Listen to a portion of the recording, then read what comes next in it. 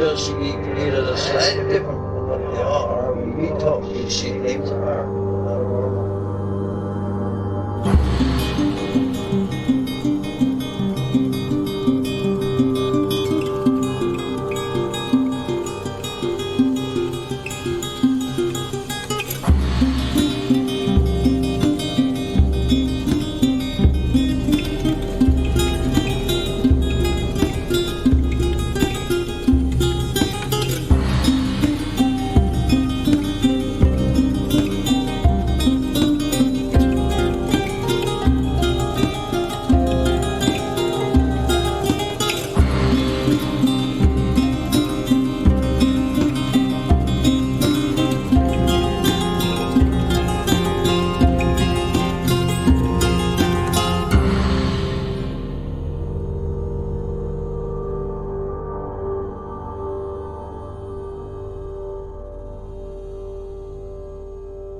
Welcome to Strange Familiars. If you've seen Bigfoot or another cryptid, we want to hear your story. If you've seen a ghost, a phantom, or had an experience with a poltergeist, we want to hear your story. If you've seen a UFO, an alien, anything strange, unusual, or paranormal, we want to hear your story. You can email us, strangefamiliarspodcast@gmail.com. How are you doing, Allison? Well, this is unusual because it's daylight. Yes, we don't usually record in the daytime because everyone mows constantly in the summertime. Yes, it's not quiet around here. What's tonight's show about? Tonight is Through the Haunted Forest Part 2. If you didn't listen to last week's episode, you might want to go ahead and check that out first. Is this one of those coveted on-site? Oh, yes. Yes. So we met Ken in Michaux Forest, and he took us to 2 locations and told stories of his encounters there. And that's about where we left off. Then Ken, Chad, and I were in Harry Springs, and that's where this episode starts. Is it named after a man, or is it named after fur? It's spelled H-A-I-R-Y. Oh, Harry Springs. Oh, Harry okay. Springs, and we do not know why. We've been trying to figure out why it's called that. So this was my first time in Harry Springs. What followed was a whole series of strange adventures. I think every time we've been there, something has happened. Something weird has happened. Which isn't like, say, Site 7, we'll visit that. That's inconsistent. Yeah, we'll visit that 5 times and we'll get one show, maybe, out of that. This was, at least so far, Harry Springs. Every single time something weird has happened there. It's a very, very strange place. Can be very foreboding. There will be more parts to this series, but they're not going to come in a row. In other words, part 3 isn't going to be next week. It'll be on down the line somewhere. TJ pointed out to me a synchronicity that didn't even occur to me. Harry Springs. Mm-hmm. We were there a week after Pandemonium, in which something, possibly hairy, left me a spring. Oh. Twisted into my my paracord at the campsite there. So, But is there like a little bit of a little stream or something? There is a spring there. Yeah, there's a spring. Well, it's a creek by the time it's at Harry Springs, but I guess it's the spring. Could there be people with that last name, Harry? I'm sure there could. That seems odd. Yeah, but there's an old iron furnace of it like less than a mile away. Yeah, from of course. This. So yeah, there's iron mines around there and so forth. Well, abandoned iron mines. In any case, let's go ahead and continue our adventure at Harry Springs through the Haunted Forest Part 2.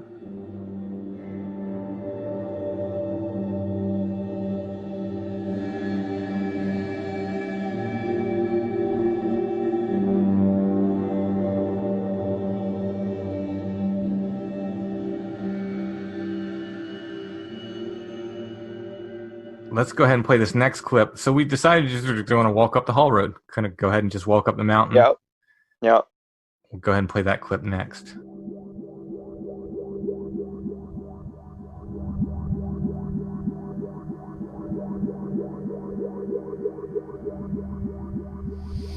Oh, is that traffic I'm hearing? That might be traffic.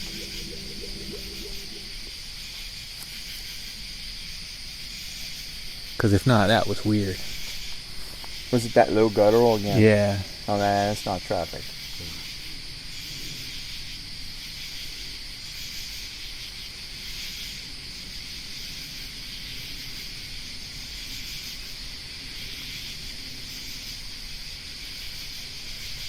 So you told me you'd tell me about the golden-haired. Real quick before he does that, what's beyond the creek, beyond that? Like It's out a this mountain. way. Just more woods. More woods, and then once more you get woods further for in, about a mile, and then there's a cabin up off the road a little bit, and then from there, another house, some more woods, and then farmland. Because I feel like I'm hearing something way out, and I don't know exactly, like kind of like that scream we heard, a little lower in tone, but it seems like it's way out. If you go like, out far about away. about 4 miles, there's 81. Sometimes on a clear night, like if you don't have obstruction, you can hear the tractor trailers on 81. Yeah, I don't think that was. But that's not what this is. Yeah, I don't think that's. Because that's a totally different sound. That's like a whoa, whoa, whoa, whoa, as they drive up. I'd do a. Not one for doing Bigfoot hollers, but do you want to continue up the road, or you want to? sure, we can continue. I was going to say without lights. I'll Near try. The light, it's fine.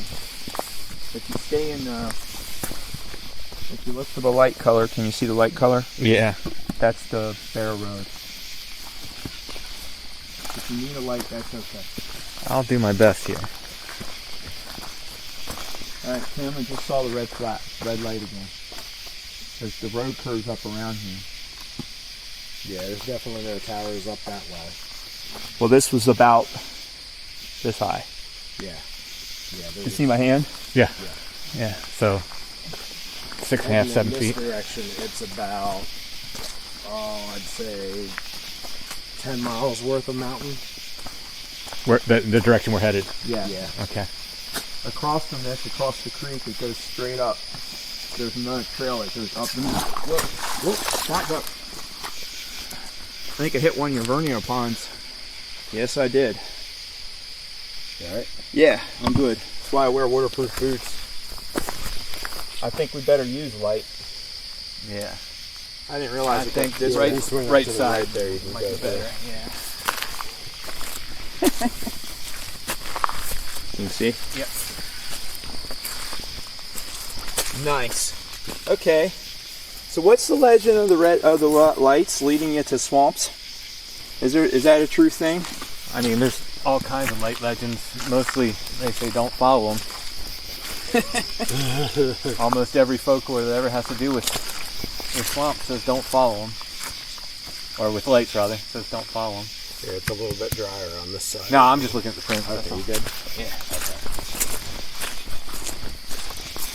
They were all people print. As far as I could tell. As in boots. Yeah, I didn't see that. Man, my full foot just disappeared into that Yeah. water. It'll suck you right in. Did you hear that? I did not. Did you hear that, Ken? What was it? I did not. Real high pitch. There it was again. Yeah, now I do.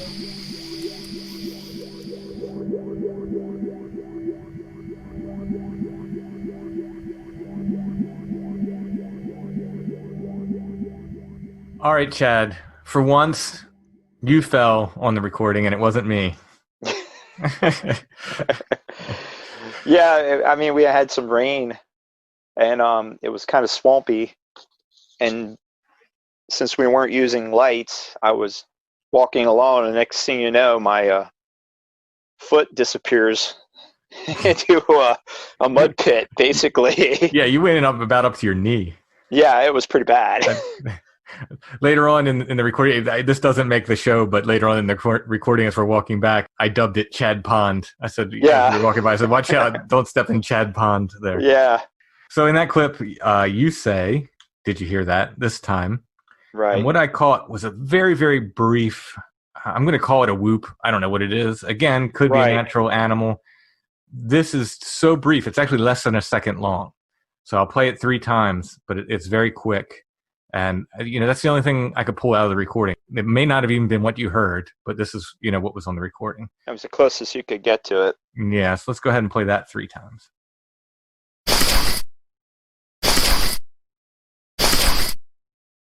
Okay, so the next clip, we continue walking up the road and turn around and head back down.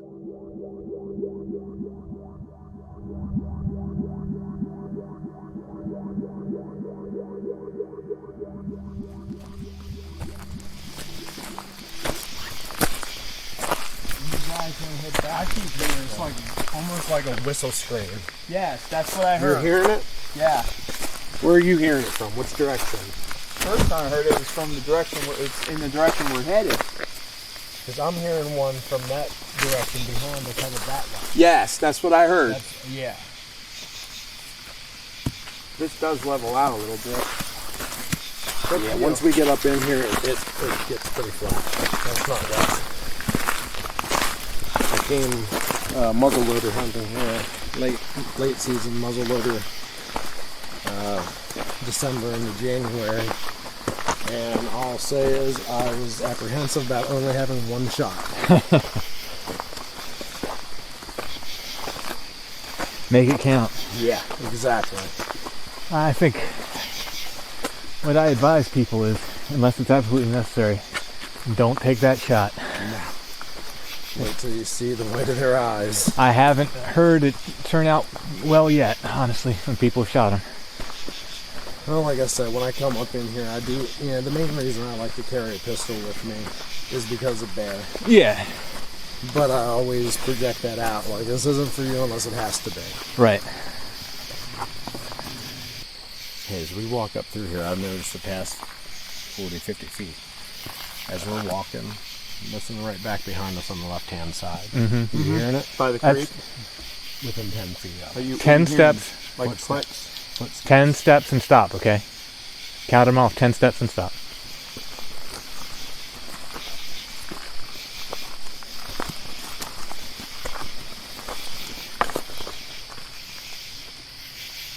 You heard it? I didn't that time. I was hoping sometimes you can catch them if everybody stops at once.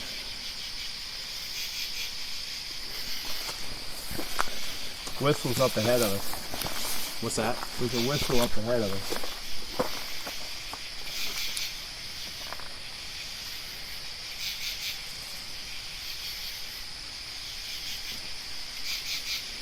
Yeah, when you were talking a little bit back there, I heard something step on a twig. Yeah, it's they whatever it is, we've noticed is super clever when it comes to sound. Yeah.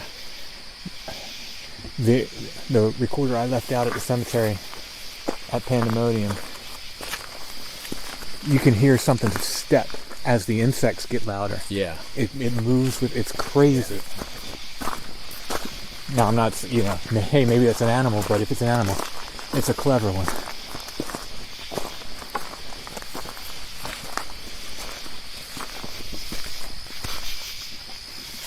I heard that. Did you hear that, Ken? Up in there? Down by the creek. I'm hearing stuff on both sides. Yeah, Yep, me too. Yeah. Yep, me too. These woods up here are thinned out. So if you're up on the hill, you can see us. There's no doubt. Yeah. Me and my light, I'm sure they can see us anyway. Well, that's okay. I'm going to move out a little bit. Beyond it. Beyond the light? Well, this looks pretty, I'll turn it off for a bit. See how I do. One other thing I've noticed about this area is some days the deer are just everywhere. Other days it's like they were never here to begin with.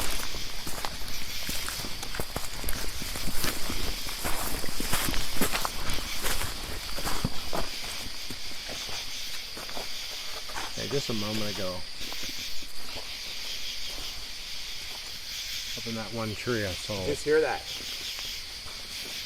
a flash up in that one tree up Yeah, there. I just heard a scream. It's barely audible. It's farther away. Flash of movement or flash of light? Flashing light. Up in the top of that tree up there, it looked like yellow. There's no plane or anything up there. Up there. Yeah, I just heard You go. just a moment ago. I heard two of them back that direction. So we're getting calls from both sides. yeah, a Yeah, higher I pitch one think, and a lower pitch one from over. We there. have been, I believe. Lower pinch for that, Ray. A higher pitch and a lower pitch one from that Okay. direction. I heard the whistle up ahead, so it's like it's not down in the creek. It's in between because the creek's down a little ways.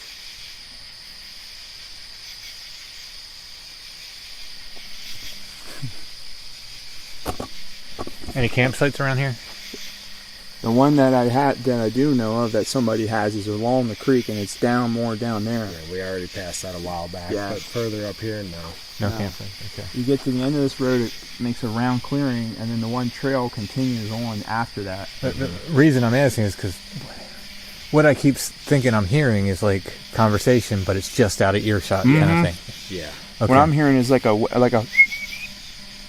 Yeah, I heard that too. That's what I've been hearing. I heard that too, but I keep catching. That's the exact tone. It's a. I keep stopping and listening because I think it's like, is that people? Are there people? Did I hear people? And it's just like a conversation. It's just out of earshot. Well, the trail that where I stopped at the car and I said, "Is that Red's trail?" It comes up around. It works its way down along the hill. It circles down around this hill, goes up and circles around. Kind of see, is that water reflecting there? Is that? That's not just. Yeah. Oh, yeah, it was. Okay. All right. Good call. Yeah. Good catch. Wasn't deep enough to make a splishy sound, right? Well, are we gonna go to the quarry yet? There's an airplane there flying. Yep. So if we're gonna go to the quarry, I think for time's sake we should head back. Okay. All right. Because we can probe this another time. So- Actually, if you want, we can actually camp here. It's up to you, man. I know a spot here. So that's quite possible to be done. I think the quarry is going to be a really good spot too. Got it? Yep. Whoa! I think I'm gonna Come up on Turn this the side. light on. Yeah, I think coming down. I'm gonna. Get out and diffuse the light. Yeah, coming I down. almost got swallowed by a hole. That was freaking weird because where the red light was, and that was in that direction, In what direction? where above the big mud pit I dropped into. Oh, yeah. Have you ever seen lights here before, Ken? Yeah. Really red? Yeah.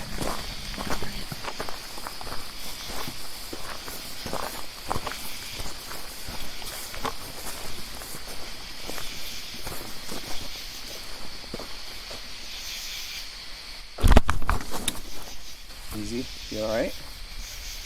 What you have? Something felt like something grabbed my pack, dude. You didn't grab my pack. No, not. he's rolling a cigarette. I'm doing this. Seriously, felt like something just All right. pulled down on my 4 pack. feet behind you. Let's do it this way. That's why I jumped around like that. You don't have a light, right?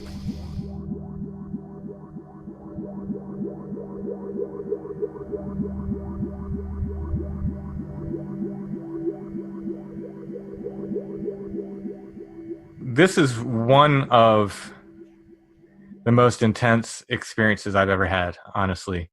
You can hear it happen. My pack got grabbed. I was wearing a pack. Yeah. Chad was in front. I was in the middle. And Ken was behind me. Now, if you can imagine, if you can picture in your head, a hand grabbing the material of your pack and closing to the point where you can feel, in very quick succession, you can feel the straps tighten because, it's gathering the material, and then yanking down hard, like as hard as you can, yanking in a downward motion. So it's like I could feel the material gather because the straps tightened. You know what I mean? Yeah, And it was like somebody literally grabbed your pack and pulled down on. grabbed a hold of the pack and then yanked down with the strength of a grown man, like that hard. I spun around and I was about to give Ken a piece of my mind Right. because I've got MS, and if I fall, it's a big deal. You know what I mean? Right, it is. And if he was messing with me, I was about to say, like, don't do that. Like, that's dangerous. I can get hurt, you know. But he was rolling a cigarette.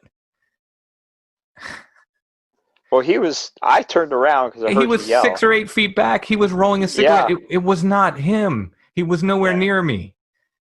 He was nowhere near you. He was nowhere near me. I think I was probably, a good 3-4 feet in front of you. Yeah, no, so what do I think happened? Do I think a big hairy hand reached out of the bushes and grabbed my pack and yanked down on it? No, I don't think so. I mean, we weren't even close to the bushes. I mean, we were walking along, but still, yeah. that's a. So what was that? What was that? And the only thing I can come close to is when people are on ghost hunts. For instance, I've been on several ghost hunts in Gettysburg and stuff, and people will say they're pushed or they're poked or they're grabbed by something, and I never experienced that. And I always wondered if maybe they stumbled and they said, and they put it up to a ghost pushed me, rather than just saying like I stumbled. You know what I mean? Right. Or maybe maybe something shifted in their pack or something, and they assumed it was a ghost or something. I don't know. It's not that I didn't believe them, but it's just that I thought like that's something that maybe you wouldn't be certain about. I'm 100% certain about this. Something grabbed my pack and yanked down.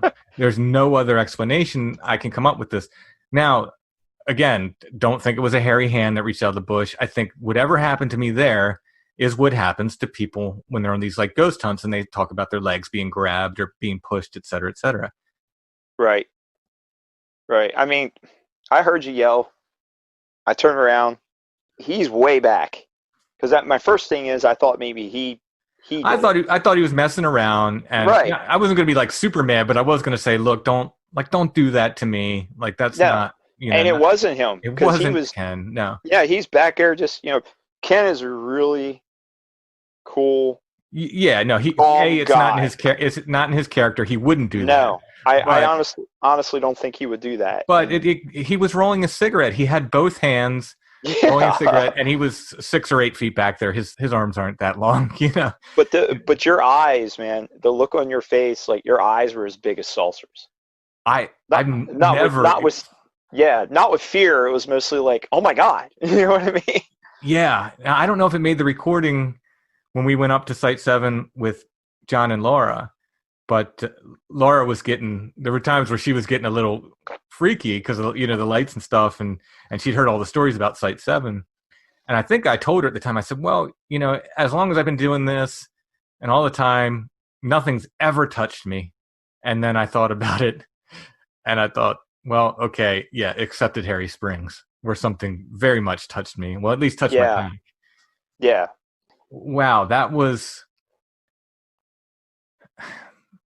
sometimes when we're out there, it's so weird that you start to question the weirdness, or are we somehow influencing each other? And then something will happen, like the last time we were at Site 7 when we took John, who I know was fairly skeptical about those lights. Oh, he was very skeptical on the way in.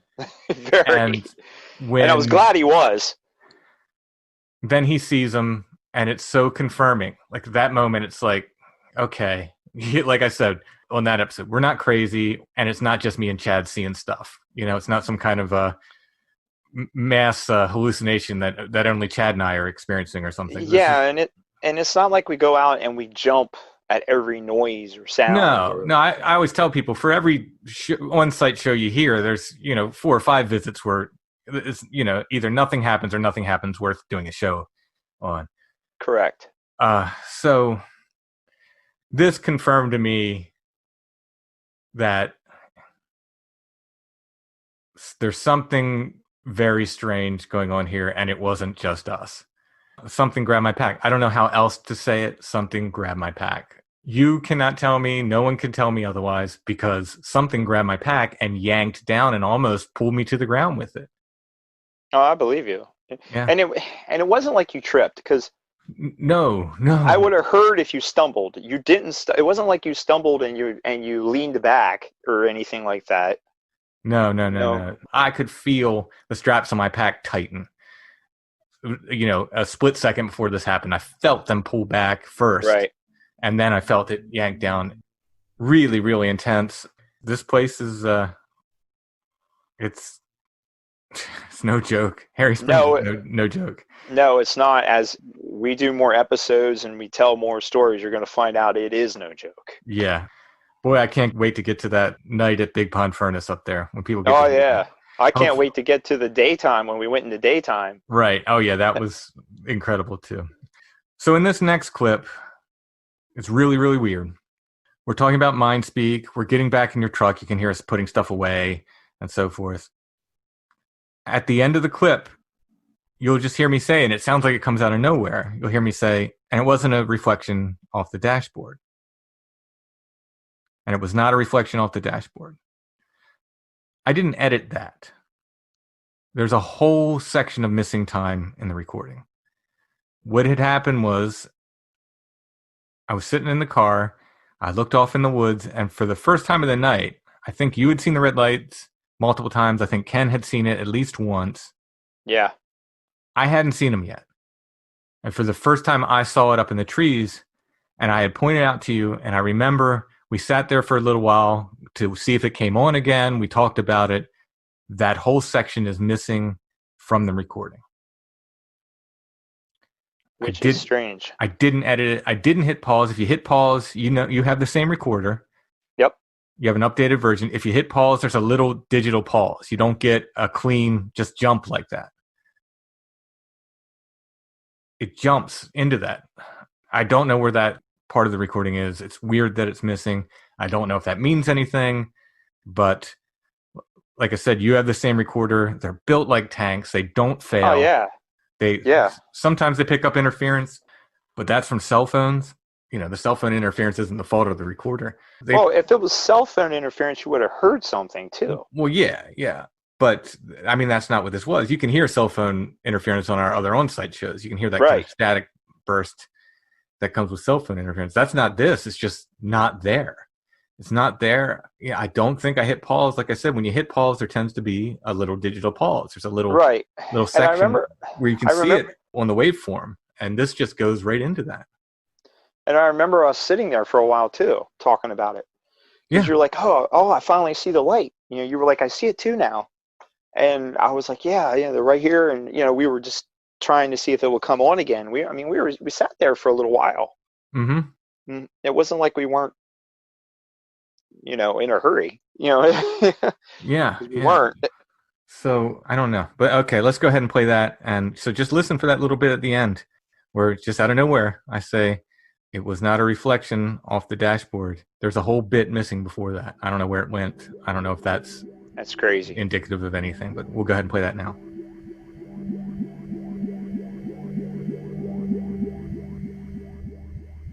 Put a light on him. I'll put my light. You keep the light on. We'll put you in the middle. I'm all right. Well, I do have another flashlight, by the way, if you need one, Ken. I have a second one too. I got this one too. All right, cool. But definitely, when I stopped, I heard a noise down there again. No, 100%. Like, felt like somebody just grabbed on my pack and pulled down. I believe you.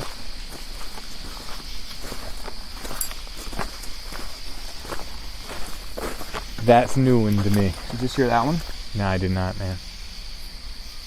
Ooh. I heard that. Over there? Yeah. It's on the mountain above us. Yeah.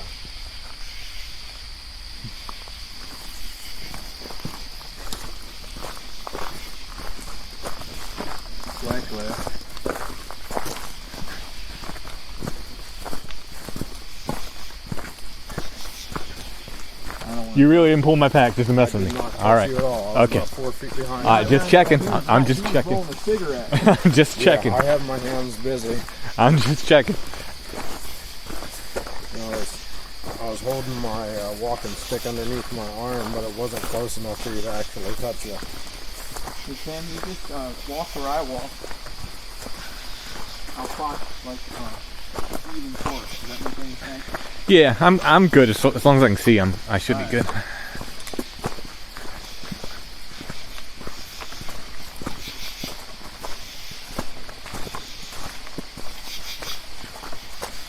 Heard that? Yep. Same direction again. Creek side. Off to our right. Yeah. There it is again. Ooh. Wow. What? I heard the holler. No, it sounded like a yeah, like a gorilla, like ooh, ooh. Yeah. Wow. Now, There it was again. the only thing I know in the woods that can make that would be a barred owl. This seemed lower in tone. Well, I believe you. Yeah, but I'm just 'cause saying that's what we were hearing before, right? When at the other location. that was a That great was a horned great owl. horned owl. Okay. But a barred owl has a higher pitch than a great horned owl. This was very low. It's like If that was ooh, low, ooh, like that. Yeah. Like that. hard for me to hear it in the water. Also, But I believe you. right before we stopped, I'll believe you. along with that, I thought I heard in the creek splash, splash, splash. 1, 2, 3. Well, I heard a like a whoa, like a little higher. There's something's here. It's definitely watching. How big is that creek? Wide? How wide? It's not that wide. Not wide. At the most.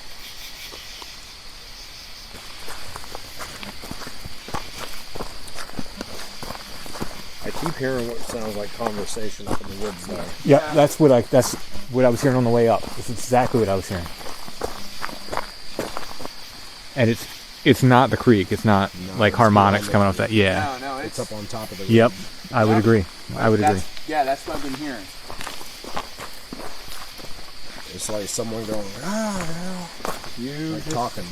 pretty much hit the nail on the head there, my friend. Yeah.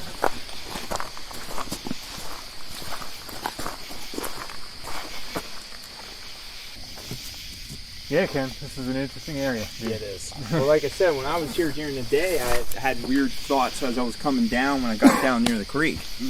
The trail gets strange down there. There was quite a few times. My main hunting spot up off of Hogs Head Road. I remember the one day last season. I was able to hunt, like legally able to hunt until like 5:15.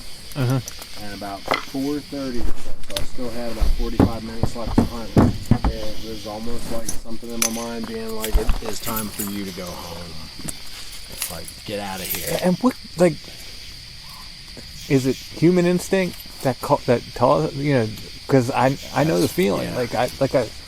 I've been. That's a hard one to figure out. I've had something literally force me to leave. Well, I mean, I spent, you know, almost 2 to 3 days a week hiking a Hex Hollow all the time. Like every week, it's just closest to my house, so I just go there all the time.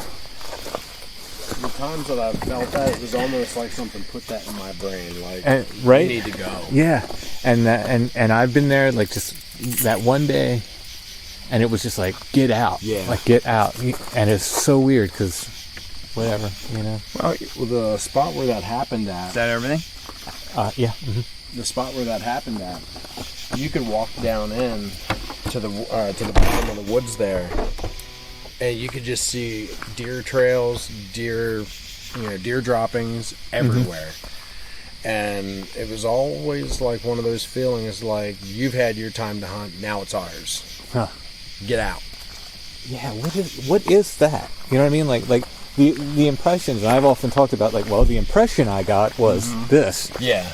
Like, is that what people are talking about when? Now I know some people would literally claim to have mind speak. You know, things have talked to them in their head. Yeah. But maybe if you're less sensitive or something, does it take the form of, you know, get out, time to leave? I don't know.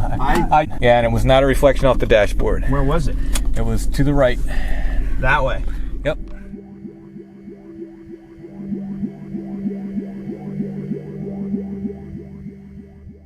All right, and this is the last bit. We kind of wind up with Ken. We'll just go ahead and play that here.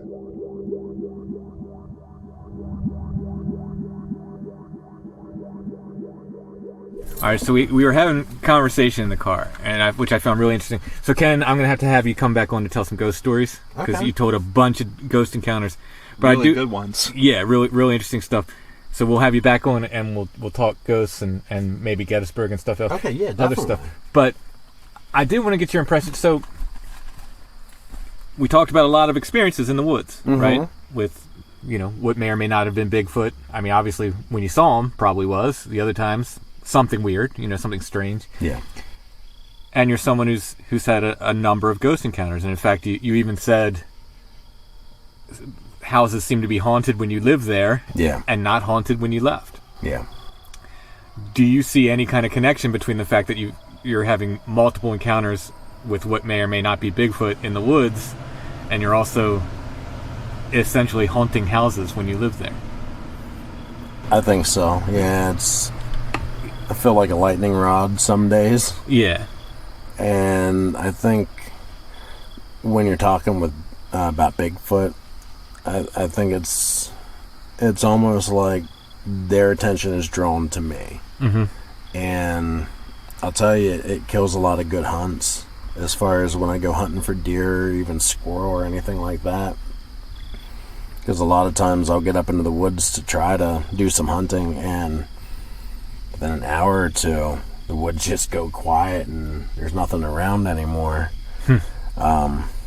So, yeah, it does feel like sometimes stuff is drawn to me like that. To be honest. I find it very interesting. I find that very, very interesting. I don't think it's a coincidence, but again, what do I know? But it seems like there's too much to it to be a coincidence. Yeah. I feel like, how are they related? I don't know. But Yeah. it seems like, I don't know how to More than explain it. yeah. I don't think I'm anything special either. Like, No. And we were kind of talking about that with, sort of people who claim to be psychic, and then people we've met who seem to be legitimately psychic and stuff. I don't think anybody has superpowers.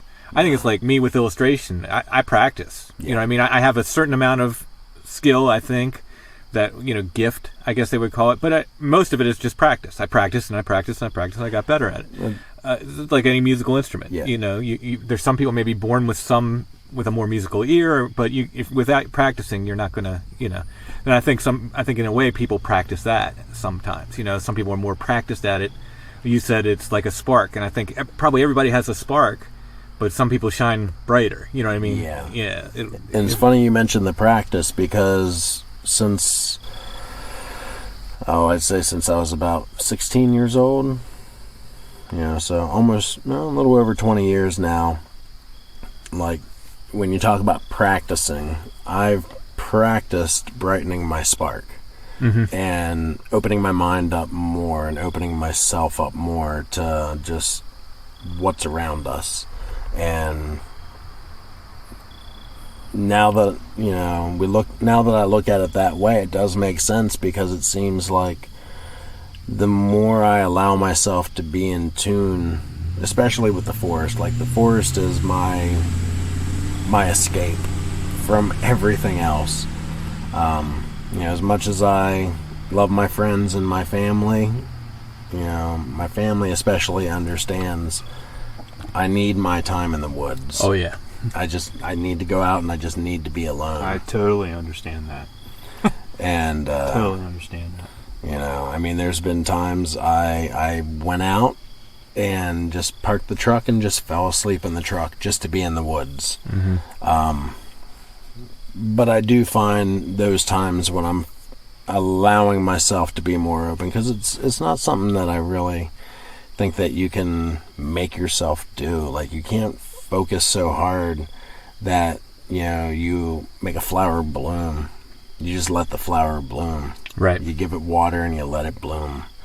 And I find that the more that I just let that bloom, the more stuff that I experience. And especially the past year or two, I've really been focusing on just letting that spark shine as much as it could, and just letting it become more powerful and be what it can be. and I've really noticed a higher frequency of experiences, especially with Bigfoot. Do you feel like the stuff ebbs and flows? Like, will you go through periods where things seem to happen a bunch, and then like where they slow way down? Yeah, I do. Yeah, I feel like very much the same. And the weird thing was, I mentioned that Jeremy from Texas called me last night, and he was mentioning the same thing. Like, because I said, man, around here until real recently, really until we went to Pandemonium, everything just felt kind of dead. Like whenever I went out, and then all of a sudden, like, now I'm getting calls again. Witnesses are calling me. I didn't get hardly any calls throughout the summer for Bigfoot investigations. Now I'm hearing from people again. People are calling me, and it seems like things picked up. So it seems like they picked up for everyone, which is really interesting. So I wonder if it's a universal ebb and flow, instead of a personal one. So just out of curiosity, have you guys noticed like any? You said ebbs and flows. Does any of that pickup have to do with changing of the seasons? As far as Bigfoot? Like, well, he said like he's getting more reports and all that. Have you noticed like anything like a changing of the seasons? I mean, I'm not saying a physical sense, just, Yeah. When I look at the seasons, I don't look at them as like, oh, this is fall, this is winter. Like, I think of the fall as like the darkening, because the light's changing, things are changing. There's a cycle. Do you feel like the change of the seasons makes things happen more, if that makes any sense, when it's kind of your turn in that corner? Yeah, I think so, actually. Now that you mention it, it's kind of it like... It just kind of popped in my head when you were saying it. The turn of winter into spring, I usually get a bunch of calls, and the turn of summer into fall. But if you want to be practical about it, that's when people are, the turn of winter into spring is where people are outside more. Correct. The turn of summer into fall, people are starting to go out and get in nature again more, because it's not so ungodly hot like it has been. Now, I can say I do a lot of wood cutting through the winter. So, like, once deer season's over, that's when I really start getting out cutting, because it's just a lot easier to haul the wood out that time of year when, especially when there's snow on the ground. It's just not hot. Yeah. But to be honest, that time of year, like, middle of winter, I don't really have any experiences with them. It leads me on one sense to believe, well, maybe they migrate out of this area. Right. The other thing is maybe they go into a form of brumation where, like, they, go into like a semi-hibernating state where, if they live underground, as some people have suggested, maybe they stock up, their dens or whatever they're staying in, and they don't really come out that much. I don't know. Yeah, I don't know either. I'm trying to think. Again, I definitely get less reports in the winter, but people are out less. People are just out less. I've thought about the migration thing. I always point to Delta, which is in the south corner of York County. I get so many reports from there, and all year round, that it makes me wonder, are they coming through there on a regular basis? You know what I mean? Yeah. It's so hard to, the questions are so... Heck's Hollow. Yeah. I mean, you get stuff there all the time. Yeah. I mean, nonstop. Yeah, I've had, but, I've never seen anything there, too. So am I dealing with some sort of spirit thing there and not, I don't know. Yeah, it's a big question. I mean, is it possible that, like, in the wintertime that they might be headed to water sources that don't freeze over? It's completely possible. I mean, if it's an animal, it's got to drink. Yeah. I mean... And like where we were at, Harry Springs, that runs year round. No matter how cold it is, that water keeps flowing. But when I'm cutting wood, I don't go all the way down into Harry Springs, down in the middle of the valley there. Right. I try to stick as close to the roads as I possibly can, because it's just safer for me that way. Sure, yeah. Driving on those roads. After tonight, I tell you, Chad, we have to come back and hike in there. Can be done. Yeah. Not a problem. Yeah, that was very interesting tonight. Ken, thanks so much for your stories. Hey, yes, thanks for your time. My pleasure. I look forward to being with you guys again. Awesome. Nice to see you in the woods here. Yeah, definitely. I got plenty more stories. We'll have to do a ghost show, because you definitely had some great stories that as we were driving with ghost stuff. And maybe we can meet in Gettysburg and do a show on that. That'd be my pleasure. Awesome. Thank you. All right. Thanks. Thanks a lot, guys.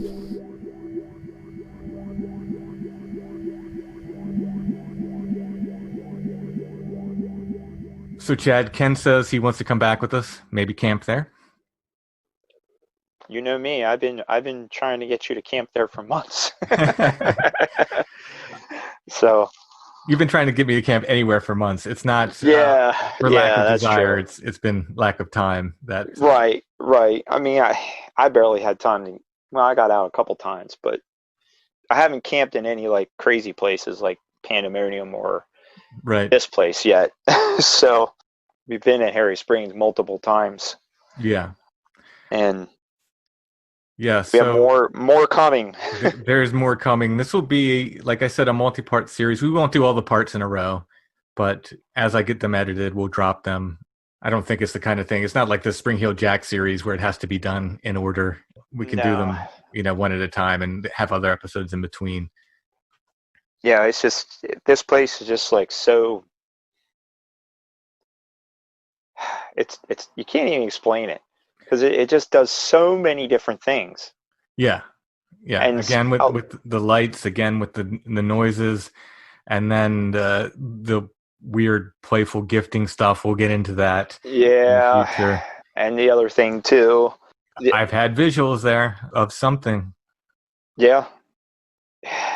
Yeah. I don't want to say anything because I'll give it away. Yeah. And that night at the furnace, I think we were told in no uncertain terms, you guys go now. Yeah. And that was the end of that night. Yeah. You know what I mean? There's so much more. And like I said, it's a public area. If you can find it, it's not the easiest thing to find. No, it's not. But if you can find it and you want to go there, be careful, be respectful. But if you have any weird experiences there, please share them with us because we're collecting them and we'd love to have them for the show or at least be able to talk about them on the show. Well, that and also it kind of verifies, that it's more than just us. Right, exactly. If that makes any sense. Although, I mean, Ken's been back separate from us since then. Yeah. He found a very convincing footprint in a very, very interesting area. A single footprint, I might add, just one single footprint, which as, I'm writing this book or working on the second volume of this book, I can tell you that single footprints are very much a thing. He found one single footprint very convincing in a very, very interesting area where we found some other really, really neat stuff. Yeah. So it's not just us. It's at least us and Ken. And the old guy Ken talked about on that recording too. Yeah. That's Harry Springs. Unlike Site 7, you guys, if you can find it, you can go there. Be respectful, be nice, be careful. Yeah, because it's pretty active. All right, so that's that. We will have much more Harry Springs, much more Michaux, and many more shows about the Haunted Forest. All right, thanks, Chad. Oh, not a problem, man. Anytime. If I run into any Strange Familiars fans, and you see me out in the trails, be sure to say hi. I don't mind talking to people. So. Awesome.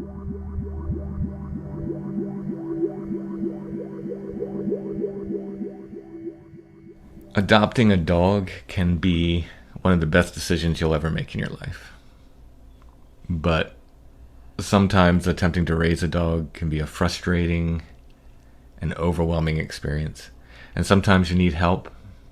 90 Days to the Perfect Puppy can give you that help.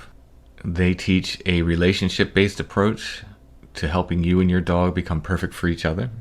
They have online sources, video lessons, they have a secret Facebook group, and they also have one-on-one options. You can find them at sithappens.us. You look for the 90 Days to the Perfect Puppy link at the top of the page.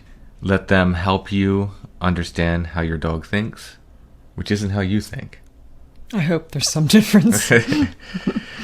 And they will help you apply proactive training methods so you and your puppy can become perfect for each other. 90 Days to the Perfect Puppy. Again, that's sithappens.us. Look for the 90 Days to the Perfect Puppy link at the top of the page.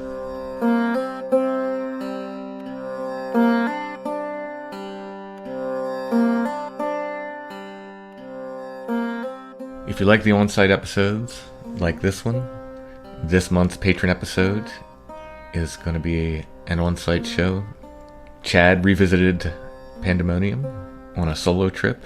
He took a recorder with him, and we talk about Chad's return to Pandemonium. And guess what he found? If you like the content we do, if you like Strange Familiars, and you want more Strange Familiars, you can become a patron at Patreon. It's patreon.com/strangefamiliars. Our patrons get full extra episodes of Strange Familiars. We do at least one every month. Sometimes we do more. And there are other levels of support there as well. If you go to patreon.com/strangefamiliars, you can check it out there. And of course, as always, we want to thank our patrons. Without you guys, we could not do the show. So thank you very much, patrons. If you don't like the idea of a monthly subscription like Patreon and you still want to help, you can go to strangefamiliars.com, look in the show notes under every episode, and there'll be a paypal.me link. You can use that to make a one-time donation.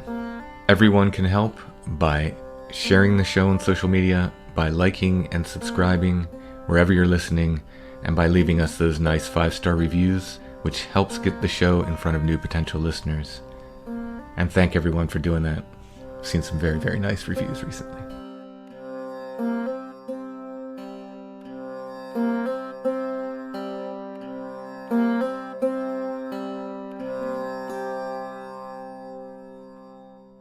Eric C. has made another PayPal donation. He does that fairly regularly. If it's not monthly, it's pretty close. So thank you so much, Eric. That's always a huge help. And now, we're going to go on to Photo of the Week. I wear a bandana often lately, like when we're working on the farm and stuff. It's a quick mask. I can pull it up, when we're social distancing and so forth. You often call it my jaunty look. Yes, he has a jaunty quality you don't often embody. But this fellow in the picture, were you going to say he's jaunty? He's jaunty. He's definitely got a jaunty air. Yeah, he's very jaunty. He's got a little hunting outfit on. He does. I'm going to say it's not unlike Chad. Yeah, this could be Chad with a dog and... If he was wearing buffalo plaid and a different kind of hat. Yeah, he's wearing sort of like some spats. Yes, they look like some kind of gaiters, and he has a rifle and some pelts, and then I'm not especially great with dog breeds, but I think that's some sort of spaniel. It looks like a spaniel, yes. So it's the hunter and his dog. And it's German, or from German-speaking country. In pencil on the back, there's some German writing, and the only thing that I can make out is that it's from October of 1900. Good turn-of-the-century hunting image. Would that have been taken with something like a Brownie camera? That's a slightly different format, but it was probably, I'm thinking because of the quality of it. I mean, it's a great image, but it doesn't look professional. Right. I'm thinking that it was an amateur photographer. And especially because it's unmounted, you could buy mounts to put them on yourself, but you didn't have to. And I think the fact that it's not on a mount and it looks like maybe a slight blurriness on the left side, that it was probably just someone who was out on the hunt with him. Yeah. Well, it's a very neat photo. And in Strange Familiars, we call that blurriness a ghost. Oh, yeah. There is an ectoplasm at the lower left corner of the picture. No, it's a fantastic image of a hunter and his dog. What are we asking for that? For Strange Familiars, I'd say $15's fine. $15 plus shipping. Mm-hmm. If you go to the show notes under this episode, you will find an image of this photo. You can click on that. It should take you right to our Etsy shop where you can purchase this. And there's a few other photos of the week that are left. Check them out. Also in the Etsy shop, signed copies of Where the Footprints End, signed copies of my other books, Strange Familiars t-shirts, Strange Familiars stickers, and more. Check it all out. You can find the link in the show notes. If you're on Etsy, you just look for shop name Lost Grave. That's one word, Lost Grave. At some point, we'll probably be changing that to Strange Familiars too, to keep things consistent. Yeah. Consistent across all levels of our vast empire, which is the two of us. All right, thanks for listening, everybody. We will be back soon with more Strange Familiars.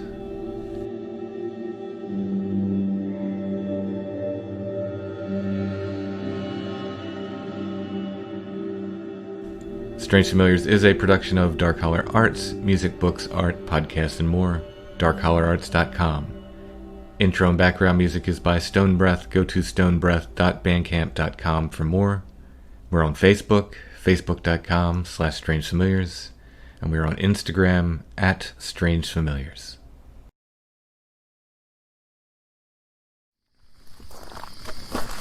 So we're at Pond Bank now. We dropped Ken back off, and Chad and I are heading here because this is where I recorded, right here pretty much, is where I recorded what I call the Pond Bank groan. I've been back here once since then, since recording that, and I recorded a bunch around. I walked around the pond, I walked up that side, didn't get anything that day. My son was with me that day. Usually he's a pretty good magnet for this stuff, but the pond's in there. And the story goes, we want to stir something up, maybe. The story goes, you come up to this pond here and you say, white lady, I've got your baby. And she appears on the other side of the pond, supposedly. I've actually never heard that story. Yeah, supposedly a woman drowned her baby, I believe, and then herself here. And her ghost comes out, and if you say, white lady, I've got your baby, she comes out on the other side of the pond, and you can see her. And here I've said it twice, but and my interest, though, however, is with Bigfoot encounters and women in white, which seem to go together. And it's amazing that there's this story of... That was a frog. That's a car. Okay. Yeah, did you hear the frog? I did hear the frog, the plop. I actually heard a frog call. Well, you want to walk up here? Or? I've never been up this way, so... Let's go up this way. All right. Let me...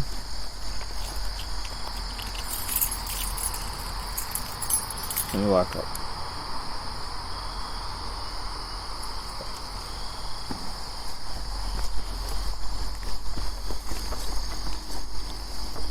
Now, is this an old ore hole? Is this possibly an old ore hole that's filled with water? I don't know. I mean, it's old enough where the town's named after this pond, is what I was told. Okay. Because there are a lot... I mean, I can't see the pond in the dark. I don't know how deep it is, but there's a lot of ore holes, like where I'm from. A lot of, once again, here we are in another area that's iron furnace territory that... Right. Usually at the base of mountains you get these giant ore holes where they strip mined out the ore.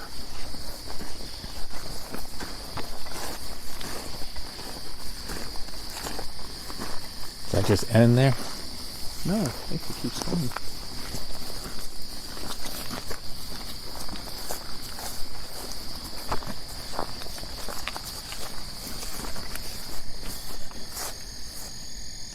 To say which side she appears on? I imagine most people don't go back this far, Chad. I just saw a light over there. Straight across over here in this direction. Huh. And it wasn't the car that's going by, because that's going the other direction. Yeah, no, there's not... Oh, I see it.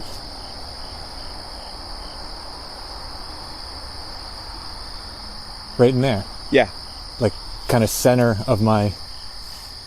Where the circle of the light is. That's the cart going up. Now this was over to the left. Kind of right here. It was a very bright white light. Very quick. Much brighter than that. Okay. Oh, they're blowing their horn for.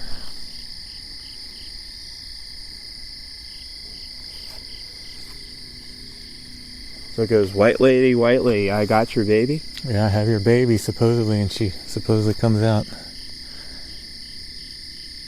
We've been seeing a lot of lights tonight. Yeah. This was like a quick...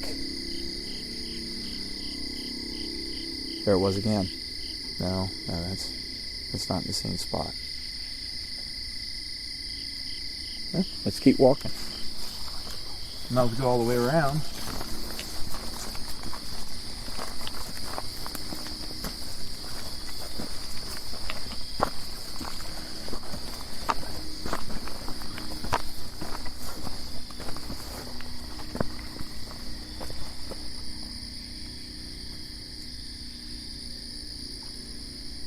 Frog. Yeah, it was a frog. With a mist coming off. Yes.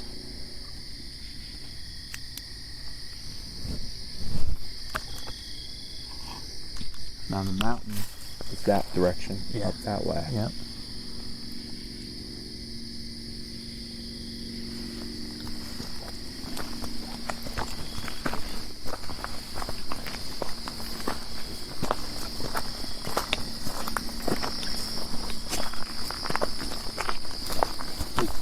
Hole.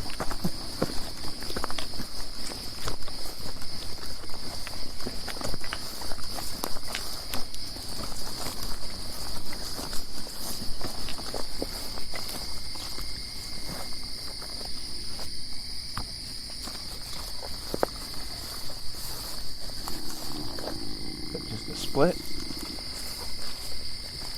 Did you hear that? Yeah, I just heard that. Just a split.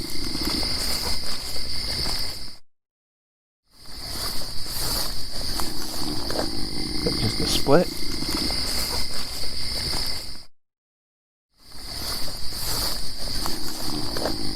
Just a split.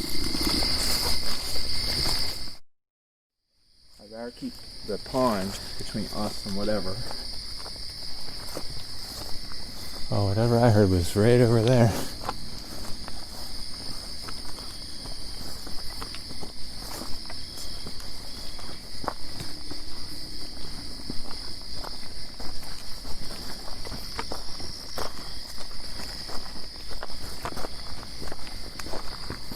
The interesting thing, now that day was windy, and I was cold when I was interviewing Jeff here. I'm listening. And I didn't put my coat on when I got out of the car. I thought it was in March, and I thought it was warm enough for me just to go out in a shirt. And the wind was blowing. And I was cold, so I don't know if I missed it because the wind was blowing, or because I was cold, or why. You, goddamn it. I just make it. Sorry. But I did not hear that groan while we were here. I only heard it when I played the tape back. I'm listening to the tape. I'm like, what is that sound? And there's only, we talk about the stuff sounding off while we're talking. There's only about 3 seconds of it that I could catch. Just real quick. While we're not talking. It's behind us the entire time we're talking. The entire time. So if it was March, it wasn't a frog, obviously. No, it was way too cold for frogs. Yeah. And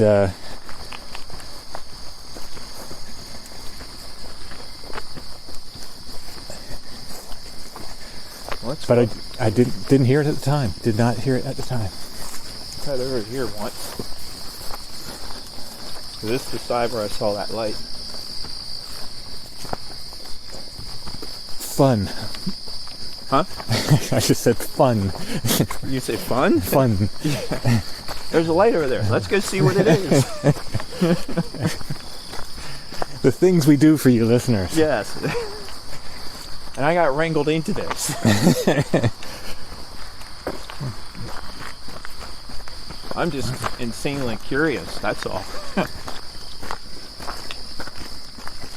Okay, that's the light I was seeing. It's just that's not what I saw. What I saw was bright white. I'm just... Did you hear that? I believe that was an owl. Would be my guess. Yeah, what I saw was like this. I mean, it went like this. It's like it came on, went like this, and went off. Almost like a flashlight. This mist is not helping. Not at all.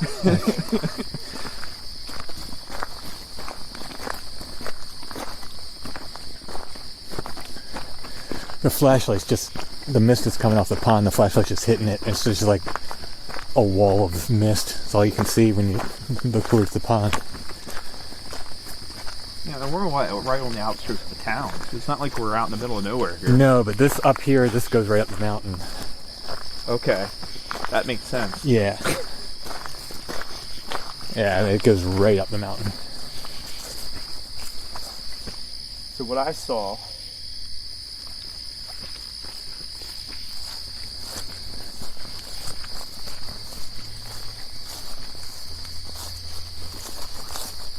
what is in here? Interesting. That's a owl. Yeah. But what I saw was right here, and it was like this. And if you were standing on the other side, it went like this, and went like that. Wow. And it Yeah. was bright white.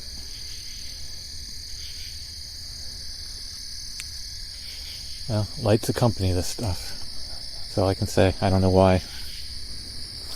Don't know why. Because the lights from the town are too yellow. This was very Okay, yeah, and that's definitely, I was seeing the ones from the town, definitely. Yeah, these were white, and because yours were off to the left. What you were seeing was off to the. When we were standing on that side was off to the right. What I saw was up here, more up that way. Mm-hmm. It's freaking weird.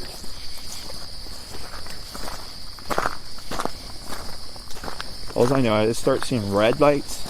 Then we know it's going to get a little weird.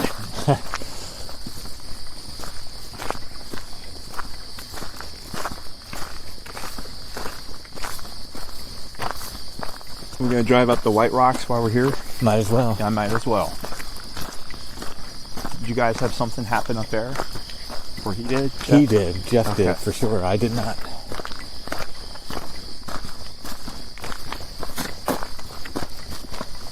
I've been there. It's just a frog. Yeah. Sorry. Got the jumps. Yes. For the listeners, I nearly jumped into Chad's arms there. The frog. Well, I was fine until whatever happened down there on down near here, Harris Spring. That was intense. Yeah, that was definitely. There was something crunching through the woods towards us at high speed, and they just stopped. It was so weird.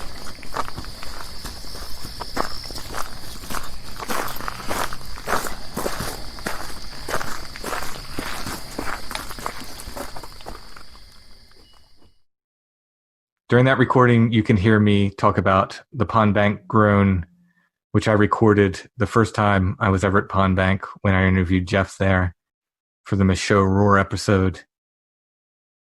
I'm going to go ahead and play the Pond Bank groan 3 times now.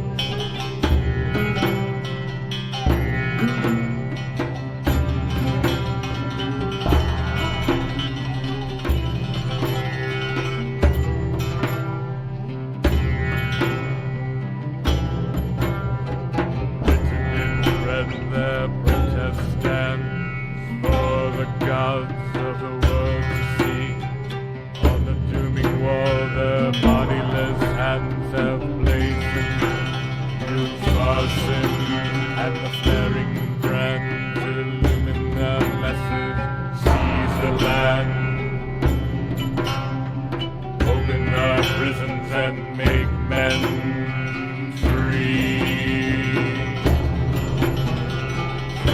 out the living words of the dead, written in red, written in red, written in red, written in red.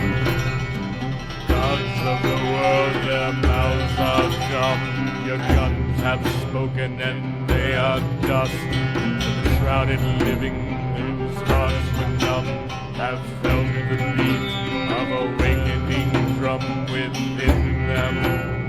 It's sounding the dead man's tongue, calling in sight of the ancient rust. Have beheld resurrection, the word of the dead. Written in red, written in red, written in red, written in red. Bear it aloft, a roaring flame, skyward aloft where all may see. Slaves of the world, our cause is the same. One is the immemorial shame, one is the struggle, and in one name, manhood in red. We battle to set men free, uncurse the land, burn the words of the dead, written in red, written